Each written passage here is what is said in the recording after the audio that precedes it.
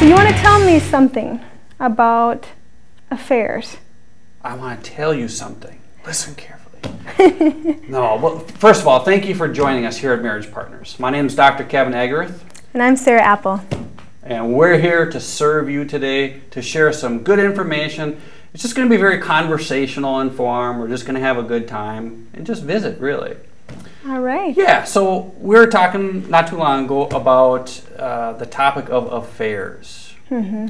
And everybody knows how destructive they are. I don't think they know how prone people are, though. 63% of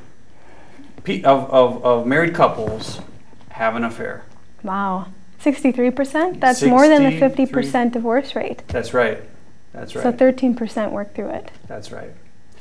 Of those that have affairs, or that their spouse cheats on them, mm-hmm.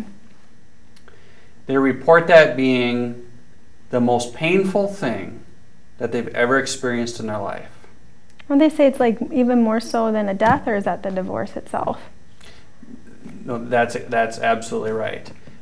They talk about how the pain of infidelity is more so than the pain of the death of a child. Wow, yeah. That's big. It's shocking.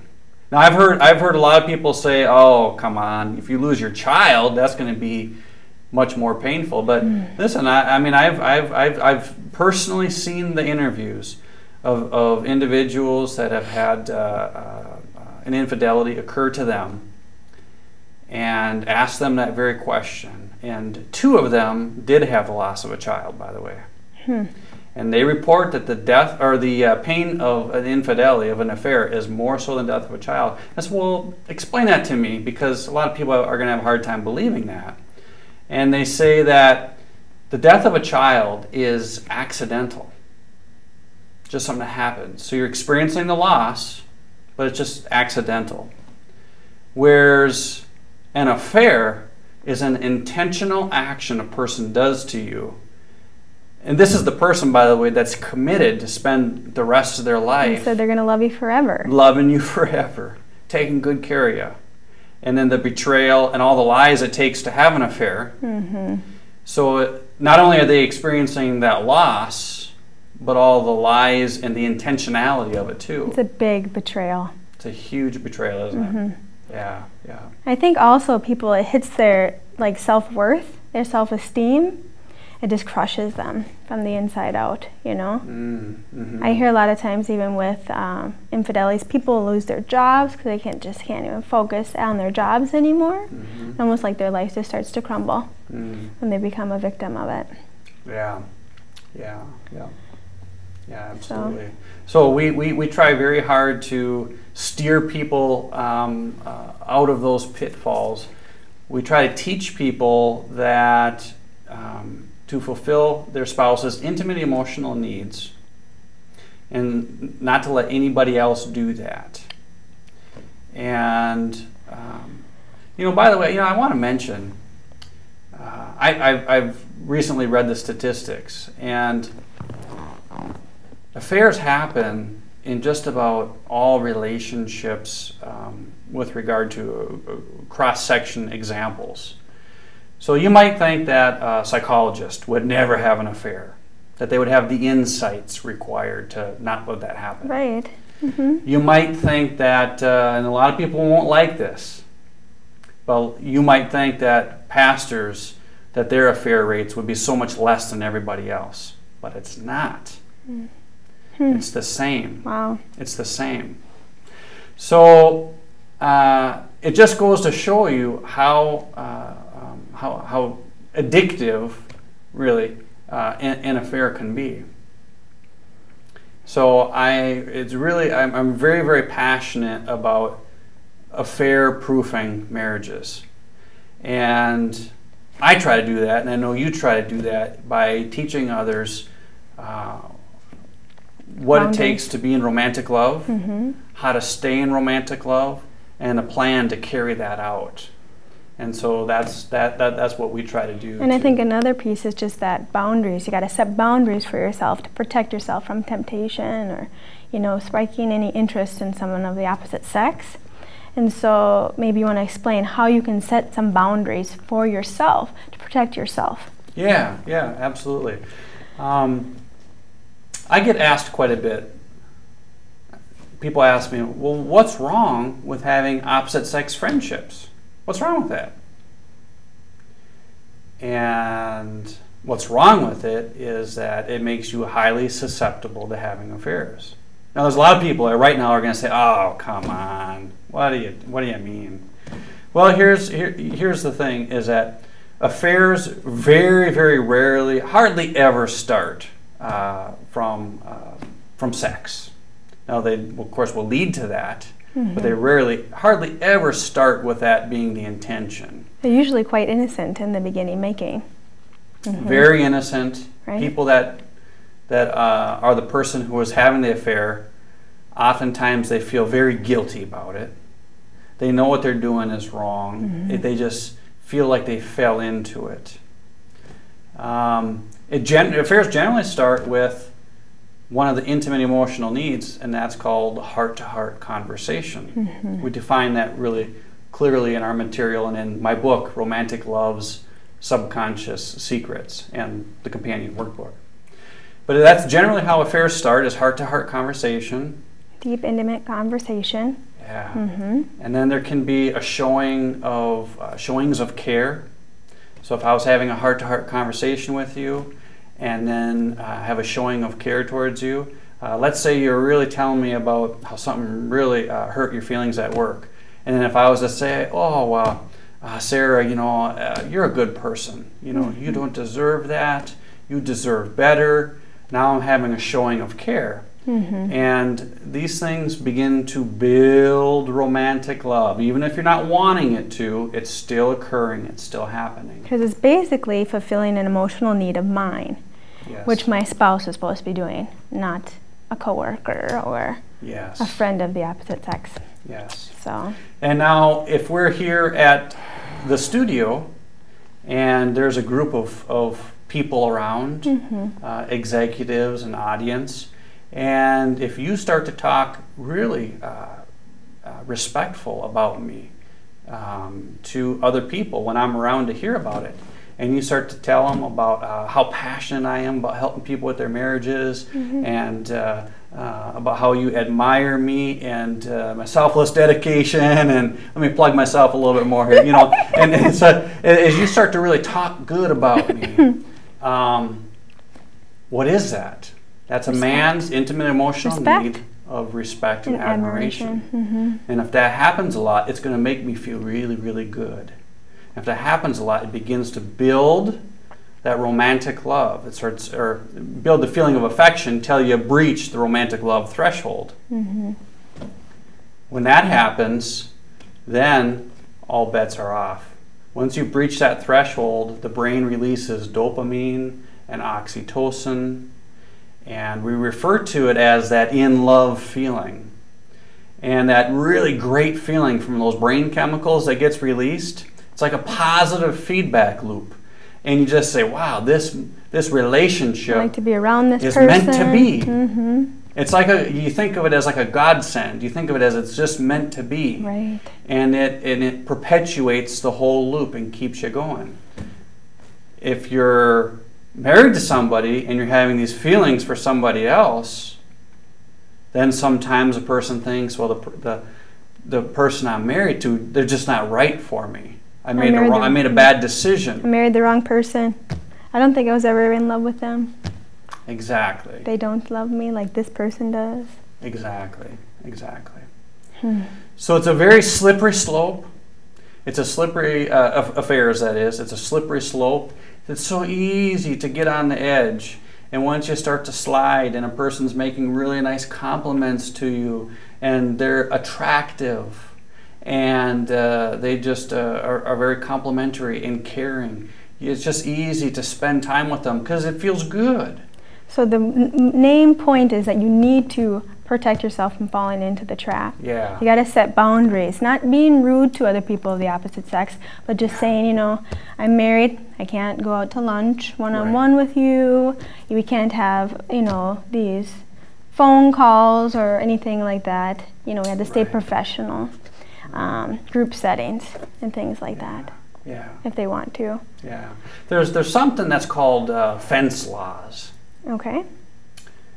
A fence law was created a long time ago because of temptation. So, for instance, if you crossed a person's fence and came into their yard, we're talking about a burglar, of course.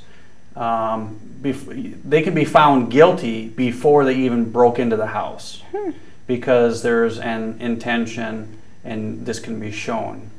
They're taking an extraordinary measure to get closer to that home. Could you say flirting would be a fence line crossing?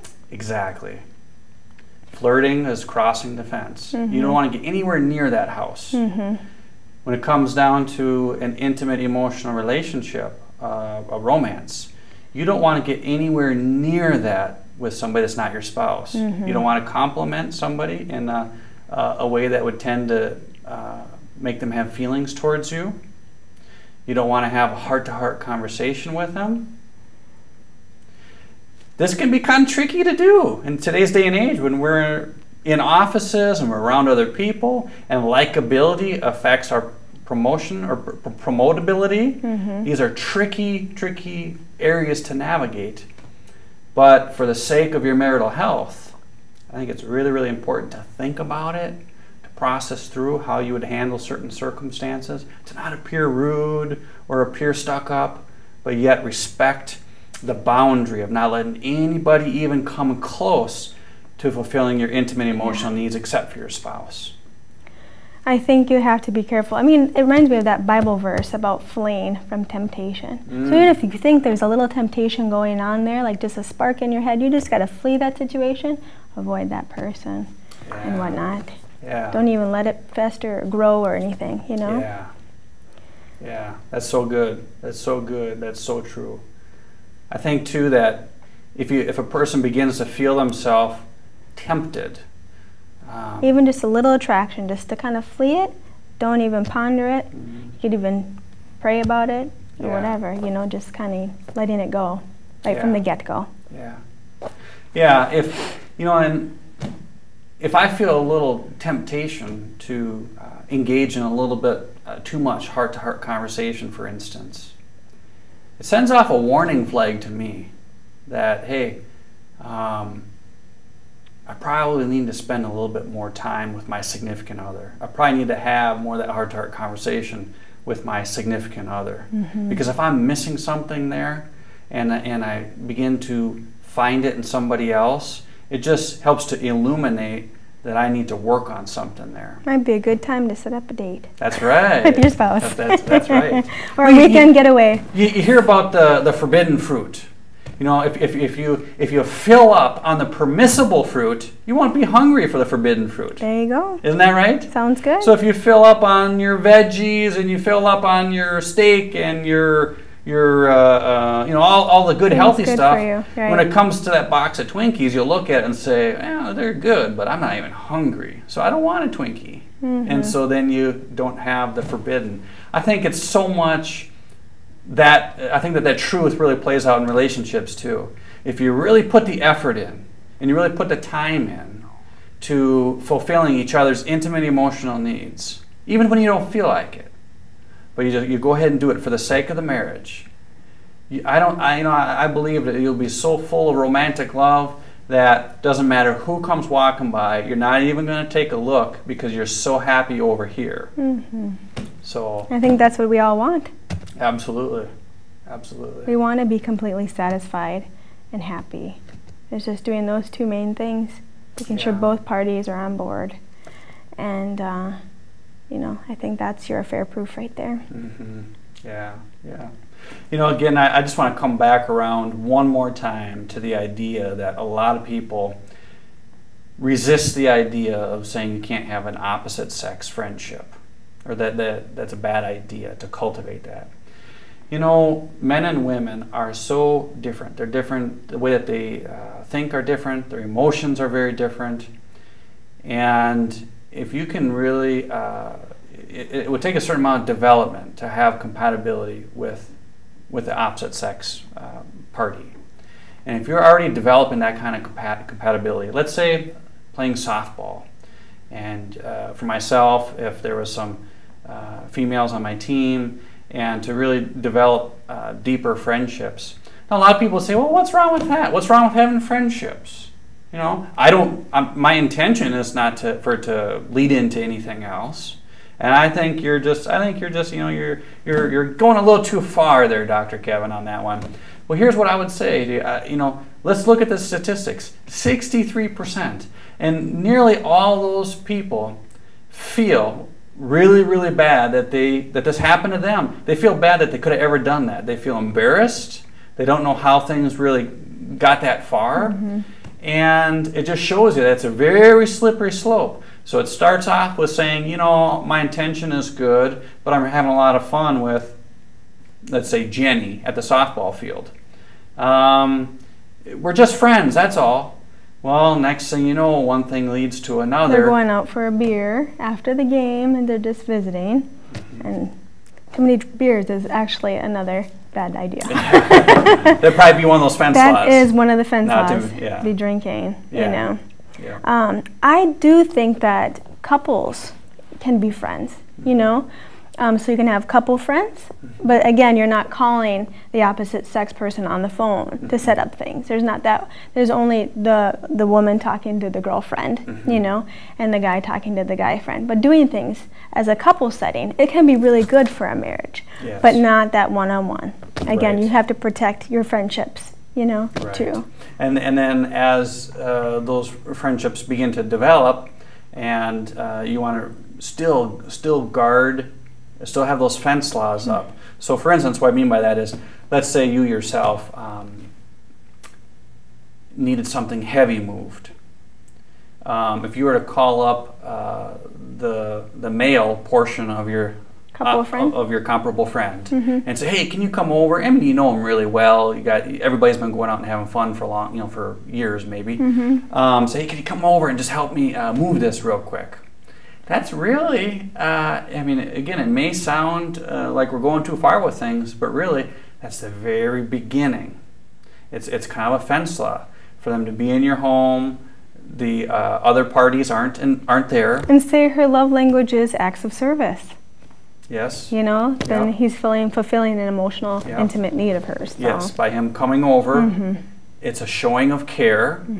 He may have totally harmless intentions about it. You may have totally harmless intentions about it, but it is it does bring up a little notch on your love spiral. And too many of those showings of care and having fun together, things of that nature, you risk getting above that romantic love threshold.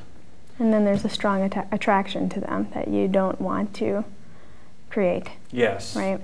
Yes. Yeah. In fact, I think I would take it even a step further and say that if you feel, and you have to be very sensitive about this, if you feel a sense of attraction for somebody of the opposite sex and you're in a relationship, and that attraction may be a physical attraction, or maybe more of, but they're very complementary, so more of an emotional attraction. But whatever it is, if you feel any kind of an attraction there, really what you need to do is to totally back away from that situation. Cut the ties completely, If you enter into it and you find yourself in a position where you're the one that's having an affair, it's not all roses for you. A lot of times people think it's all roses for the guy that's having the affair.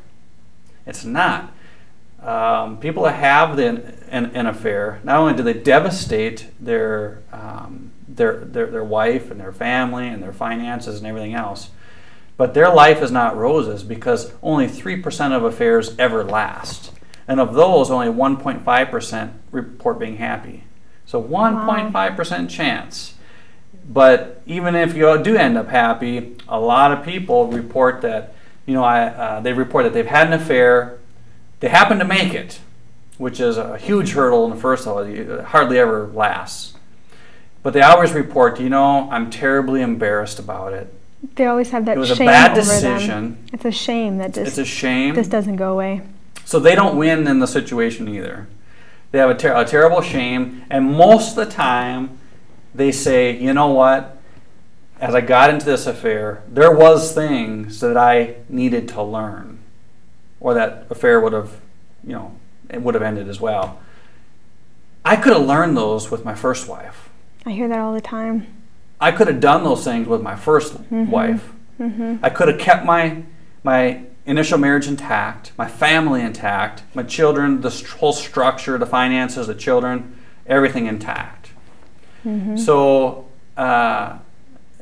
if you find yourself in a position where you're attracted to somebody of the opposite sex and it feels really, really good, I want you to know that it's not harmless. It is a slippery slope that will get out of control on you. And there's a huge devastation to you also, not just to your spouse. Or your children. Or your children. Yeah. It's like a domino effect of consequences.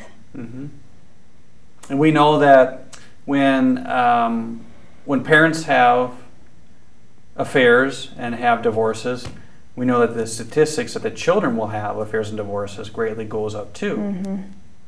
So we're impacting, and a lot of people, they just don't have any idea how could that possibly impact a future relationship of my child. How could it possibly?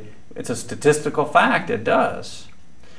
Now we can train children as they get older. We can train them in healthy marriage techniques that can help to circumvent some of that, of course. But in general, I just really want to bang the arm on this chair and say it's a slippery slope. It's dangerous. Be careful. Be careful. Protect your marriage. Protect it. Put up boundaries. Put up boundaries you think that are silly, that they're so such a wide net. I heard Billy Graham won't even ride in an elevator with a woman to protect his image and his marriage. I've heard the exact same thing. Not even one-on-one in an elevator. I'll take the next one. I've heard the exact same thing. I've heard that many, many pastors will refuse to counsel. If it's a male pastor, will refuse to counsel a female congregant without her husband or without another person in the room. Just for those very reasons. It's not just the way that it may look to somebody on the outside. It's that the pastor has seen those statistics, and they may not feel vulnerable, but they say, look, the statistics, this is a fact. And whether I feel it or not, I am vulnerable. And so I'm going to put up... Especially the congregants vulnerable. So if they're having heart-to-heart conversation with the pastor, Yes. Yeah. You have two vulnerable people. Even and like I say, even if you don't feel vulnerable to having an affair, you feel like my intention is to be married forever, I'll never do that. But statistics tell us that otherwise does happen quite frequently. So we got to put up those fences to make sure that the vulnerability that we don't even feel never gets bumped up against. Go on to another subject? Sure. What do you want to talk about, Dr. Kevin? Well, I'd like to talk about hope. Okay. So we've talked so much about affairs. It's kind of a downer subject, really, I'd like to talk about hope. The reason why I'm doing this, the reason why I'm trying to help people with their marriages, is because I really want to deliver hope to people. We have a framework that will help you to remain in romantic love a lifetime. It'll last forever.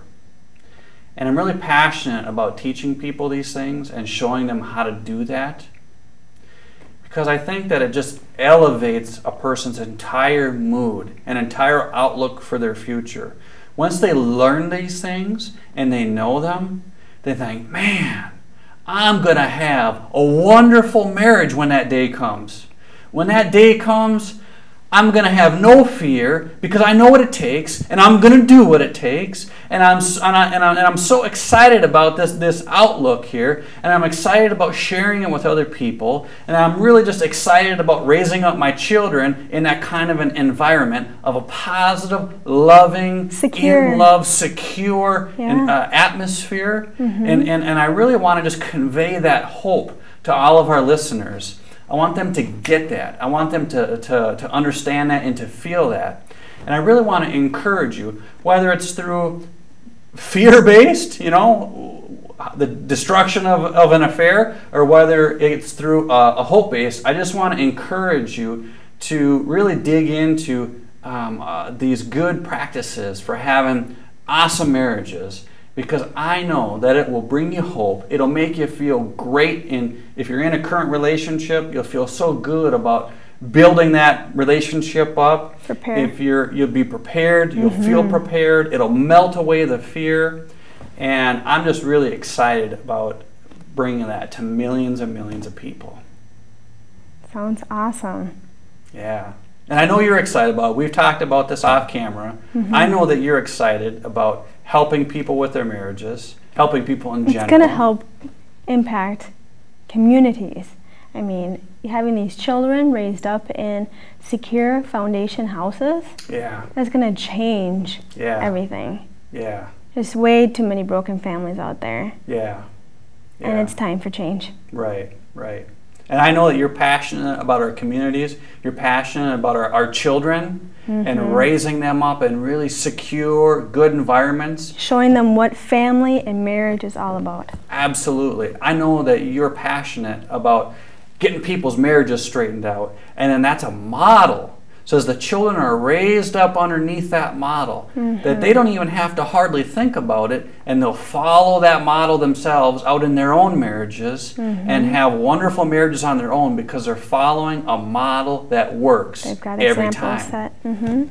Yeah, so I know we're both very excited about helping people and helping marriages, and so it's just very exciting all together, isn't it?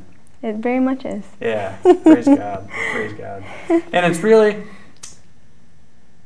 I think it really comes from a passion of God in my heart to help others, to help people. And this is something that I'm good at, something that I know about, something that people need. It's a huge problem, and I got a solution, so I can solve a huge problem. And so that feels really, really, really good for me to be able to help people with some pretty big problems. And to see success, to see on the other side that things are all completely turned around. Definitely. I think that if you put the work into it, the effort into it, you're going to have a successful marriage. I think it just takes a little time, a little effort, learn the skill sets, and then it's going to make a huge difference. There's never a point where you can't return back and get back on track. Everybody has that capability. They just have to give it a try, put their efforts in, and take the baby steps if they need to.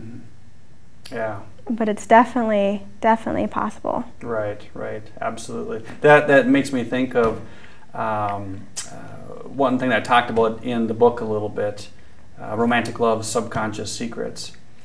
And that's that when we're trying anything new, when we're doing anything that's new for us, whether it's a different mindset, or let's talk about weightlifting. When you do a new kind of exercise, it feels so awkward. It's really different. You typically don't like it because of that feeling of awkwardness. And so sometimes people give up. But if you stick through, because you know it's beneficial, so as you stick through, it doesn't take long. What is it, a week, 4 or 5 workouts a week, or maybe 2 weeks, and all of a sudden that movement feels very natural. You've done it many times now. It becomes a habit. And you love the results. And the results are awesome. Exactly. And I think the same is true for relationships. As we teach people for example, what a love razor is. and we teach them action steps to what things to do and how often to do them. People say, well, you know, that's just not me. It feels awkward. It feels, I'm not the romantic type. Yeah, exactly. Some guys, I'm not the romantic type. I don't know how many guys say, you know, I'm just not the romantic type. And I would say this, well, our habits produce our character. And if you start a new habit, yes, it will feel awkward. But it doesn't take long, and it will feel very natural for you. And you will become the romantic type because of these habits that you set. And when you become that romantic type, what's it going to do to a marriage? Well, she's going to be happy, first of all. And that's going to make him feel happy too. Because we want to please each other. We want to be able to make our spouse happy. Yes. And if they're not happy, that hurts us. It makes us feel like we're not good enough. So if you're just putting a little effort, like what's one love raiser that's really simple? Maybe leaving a love note on the counter for your spouse. It doesn't say much, you know, I love you and I hope you have a nice day. And then she's going to come home, or he's going to come home from work later, and she's going to be in a really good mood. Yeah. You know, and she might make his favorite meal because of that. And who's not fun to be around when they're in a great mood? Exactly. And then when you're fun to be around, too. When you're fun to be around, I'm going to be in a great mood. It's contagious. And then you're going to say, well, this is great. This guy is swell. And it's that positive feedback loop that we've been talking about. Mm-hmm. And it's just a perpetuating good feeling feedback loop. So, yeah, absolutely, absolutely. I mean, and it all starts with doing something that's new for you, feels a little awkward, feels like, well, this isn't me, but it could be you once you start the habit. And we're going to teach you how to do that. And we're going to show you how. And as you begin to do it, you're going to see the benefits. And you're going to be saying, man, I wish I would have known these things, 5 or 10 or 20 years ago. My life, my relationships would have been so different if I would have known this, back just a few years ago even. And you will be so excited about this new skill set that you have, about the great improvement in your relationship. You'll be able to share those secrets with your friends and family. Yeah.